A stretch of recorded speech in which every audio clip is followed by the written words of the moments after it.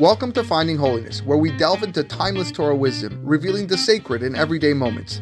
Join us on a journey to elevate your spirituality and discover holiness in every aspect of life. I'm your host, Rabbi David Kadosh, and together, let's embark on a path of spiritual exploration. I hope you enjoy this next episode. Okay, Erev Tov, everyone. This morning I was preparing a halacha for not the minyan, my minyan at school 3 times a week when there's not Sefer Torah, so I say a little halacha.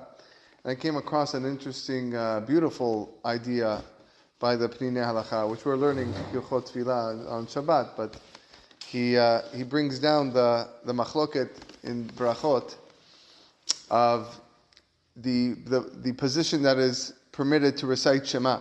So Bet Shammai says that in the morning you have to be standing when you say Shema, and at night when you say Shema you have to be lying down, because it says Beshoch Becha when you lie down, Uvkumecha you have to be standing up in the morning. That's the opinion of Bet Shammai. Bet Hillel says no. In any position that you want to read Shema, you can read Shema. And if you want to be lying down, sitting, standing, whatever it was, it makes no difference. You can recite Shema in any position. And we know very much that the halacha follows like Bet Hillel, and that's what we do. We're not standing up when we say Shema in the morning, where most of us are actually sitting. So unlike Bet Shammai. So the halacha follows Bet Hillel as it normally does. But then he writes something fabulous.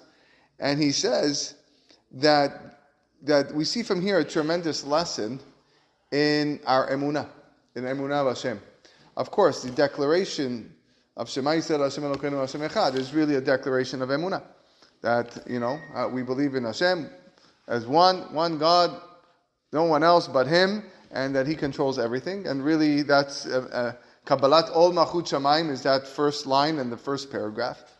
And he says that Emunah is not dependent on just specific moments. It's not just when you are standing or when you are lying down, when you're shoch becha uvkumecha, like the opinion of Bet Shammai. That's not what it is. Emunah is in any position you are in life. Wherever you are, wherever you're sitting, you're standing, you're comfortable, you're not comfortable, okay? You still have an obligation to say Shema wherever you are. So I never thought of that idea. I thought it was brilliant what he said. He writes it in just 2 or 3 sentences, but I thought it was a very powerful lesson on Emunah, that it really applies at all times, in all situations, in all conditions, that we have an obligation of Shema Yisrael Hashem Elokeinu Hashem Echad, or the lesson that comes upon with that. And that's why we follow Bet Shammai, amongst other reasons, over Bet Hillel. I wanted to share that before we jump into the Hilchot Lashon Hara. Hope you enjoyed that one. But let's just go. We finished yesterday Klal Daled, but as we've normally done with the other Klalim, he gives a summary over here, which is, I think, a very good thing that we could go over the summary of what we spoke about in Klal Daled. He gives here 6 points, and these points are expanded a bit. So number 1, we said, it is forbidden to speak about something that causes someone embarrassment, such as A, his negative family history, B, his past spiritual failings, including any transgression of a Torah or rabbinic law, even one that everybody does. C, his disregard of minhagim and some aspects of a mitzvah. And D, his character flaws, including such traits as arrogance or anger. In all those situations, it's forbidden to speak about someone that causes him embarrassment. Number 2, the Torah forbids speaking Lashon Hara about anyone considered amitecha. Amitecha is, the official term is like a Torah observant Jew. One forfeits his status of amitecha if he, A, casts off the yoke of any of the Torah commandments in his daily life. He's porek ol. Or B, he disregards Bet Din's instructions without providing justification. The Chafetz Chaim mentions other cases of non-amitecha individuals in other klalim, but this is the one he mentions in this one. And he does write, it's a to'elet to denigrate such people so that others should refrain from following their ways, and so these individuals should be moved to repent. Number 3, a person of average religious stature does not lose amitecha status, even if he was seen transgressing, as long as A, it is possible to justify his behavior by suggesting that he did not know the severity of his actions or that he acted unintentionally. Or B, he was seen doing this action only once. We must consider that he may have been caught in a moment of weakness and he since has done teshuvah. Number 4, in such a case, number 3 above, we must be actively concerned about the subject's spiritual welfare and reprimand him to return him to the proper path. This is a mitzvah of hocheach tochiach. One should admonish the subject privately in a non-accusatory tone of voice. However, if the subject does not accept criticism and there is a strong possibility that he will continue his misconduct, then A, if 2 people observed his sin, they should relate it to the municipal bet din, so that bet din will prevent him from repeating his misdeed. B, if only a single person saw the sin, he may relate it to a relative or a close confidant, such as a rebbe, provided that they are discreet. Additionally, the speaker must be sure he will be believed, otherwise it is gossip. If there is no discreet confidant, but there is someone who, while not so discreet, still exerts a positive influence on the subject, it still may be permitted to relate it to him. Number 5, a father or mentor may warn his children or students to stay away from a person with poor character traits because he may be a bad influence, provided he explains why he is doing so. Similarly, someone who is inquiring about a prospective business partner or shidduch match must inform the responders why he is asking. By disclosing the reason for his inquiry, he avoids the prohibition of lifnei iver, which is causing someone else to sin. And the last point of the summary, a person who wishes to repent for speaking Lashon Hara must regret what he did, confess his sin, and accept upon himself to refrain from speaking Lashon Hara in the future. This applies only if the listeners disregarded the disparaging remarks and the subject was not debased or harmed in any way by the report. If the subject was debased or harmed, the speaker must also ask forgiveness for the harm he caused, even if the subject is as yet completely unaware of the harm. If someone is accustomed to speaking Lashon Hara, it is virtually impossible for him to repent, since he certainly will not remember the many people he aggrieved through his Lashon Hara. Okay, so that is a summary of Klal Dalet, and with that we'll move on to Klal Hey. First halacha. It's a long one. I don't think we're going to finish it, but we'll do part of it. Keshem she'asur levazot et havero be'inyanim de ben adam lamakom. Just as it's forbidden to disparage somebody because of his failings in averot between man and God. Ken asur levazoto be'inyanim de ben adam lahavero. So too, you're not allowed to disparage him when he fails in the area amongst his fellow friend. Va'afilu im lo nit'arev behasipur hazeh, and this applies even if the account does not contain shum ta'aravot shel sheker, any aspect of falsehood. Of course, when it's false, then it becomes motzi shemra, and it's not lashon hara. The actual definition, like we spoke about of lashon hara, are true facts. Okay. Velo achache tachat leshoni. He says, I am not going to hide the fact ki yesh bazeh shorashim ba'anafim rabim, that this has many numerous principles and divisions. Ve'arbe pe'amim mishtaneh ze hadin, and the halacha sometimes changes, many times in fact. Unva'arem im yirtzeh Hashem lekaman bichlal yud ba'aruka. Bezrat Hashem, when I get to klal yud, we're now in klal 5, klal hey, we're going to explain this in depth. But before we get into all those details, I want to focus on one, he says. One of the many cases where it's certainly prohibited. Beyond the shadow of doubt, this is not allowed. Vehu, for example,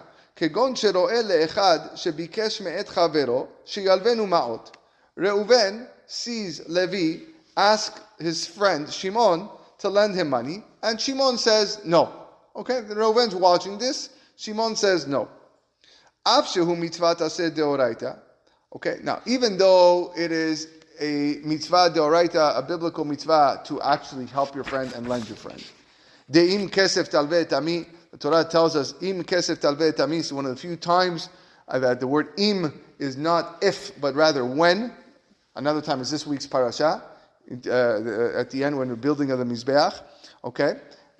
So now, even though it's a mitzvah to lend, ukmo shemeforash v'sefer ha-mitzvot la-Rambam, as the Rambam states, o sheyetiv imado bishar tovot, or Reuven sees Levi ask Shimon for a favor, velo etivo, and Shimon declines to help him, or belavin de ben adam lachavero, or maybe Reuven sees Shimon transgressing some negative averot, negative commandments that have to do with ben adam lachavero, kegon nekima or netira, such as Shimon taking revenge or bearing a grudge,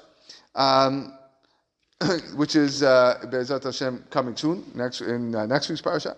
Kevan shelo asa lo ra'am. No, sorry, that's in Parashat Kedoshim. Sorry. Kevan shelo asa lo ra'am. Since Shimon did not actually harm Levi in these cases, okay, he didn't lend him money, fine. He didn't do him a favor, fine.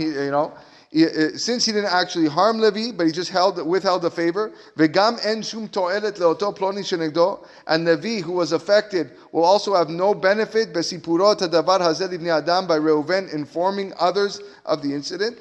Lachen ha'olech umgane oto bazeh lifnei anashim. If Reuven was to go ahead and disparage Shimon by telling this to people, Lashon Hara nikra min adin. This is Lashon Hara. So if Reuven goes to God, and he tells God, Levi asked Shimon to borrow some money, and Shimon said no. Can you believe it? Levi asked Shimon to help him build his deck or paint his what, and he said no. Can you believe it? Whatever, all of this, asur. V'kol ze afilu im ro'eh davar ze be'atzmo, and all of this applies even if Reuven witnessed it. V'nitbarer gam ken etzlo, and it was clear shaya yachol le'tiv imo hatova hazot. Shimon had the ability to help Levi. Shimon's worth millions of dollars. He could have easily given him $100 for the loan. But he declined to do so because of his evil character. So Reuven knows this. Yeah, Shimon's a stingy guy, and but still is forbidden. That doesn't give him the right to go and speak about him. And this is because we have to apply all the elements before we classify Shimon as a rasha. We have to apply all the elements of Sherit Pa'er Baklal Ha'avar B'Siv Gimel, which we spoke about in the last klal of Siv Gimel, Le'inyan Ben Adam Lamakom, which regards of a person sinning between man and Hashem, which we said, again, we just summarized it just a few minutes ago, that we have to say he was unaware of the prohibition, he may have repented, he may have done teshuvah, could his actions have been judged favorably, can he provide some justification for his actions? If any of those apply, okay, then we have to take them in consideration before you label this guy a rasha. Okay, the halakha continues, but we are out of time. It's a long halakha. B'ezrat Hashem, we will. You know what? No, it's just a few more lines. You know what? Let's just finish. I hope everybody's okay. We'll just finish it. It's not. I thought it was long. What it is? Okay. He said, "Va'afilu imeniat tova haya le'adam acher," even if Reuven saw Shimon withhold a favor from another person other than himself, okay? And Reuven's intent of repeating it is for the sake of upholding the truth. I'm going to protest this behavior, okay? Not because he was personally wrong, he just doesn't like the behavior. He still can't do it. It goes without saying that Reuven himself was the one who's denied the favor. Certainly he's not allowed to disparage Shimon because it's of his own self-interest, not because of the passion to reveal the truth that Shimon's a stingy guy. A one who disregards this halakha, besides for violating the prohibition of Lashon Hara, he also violates the commandment of do not bear a grudge, because you are bearing a grudge because Shimon didn't do the favor for you, and now you're going and you're going to spread this. So it's Lashon Hara and lo titor. And if the intention was to take revenge, by publicizing his wicked character in public, then you will also transgress the prohibition of do not take revenge, besides for violating the avera of Lashon Hara. B'ezrat Hashem, we'll continue next time.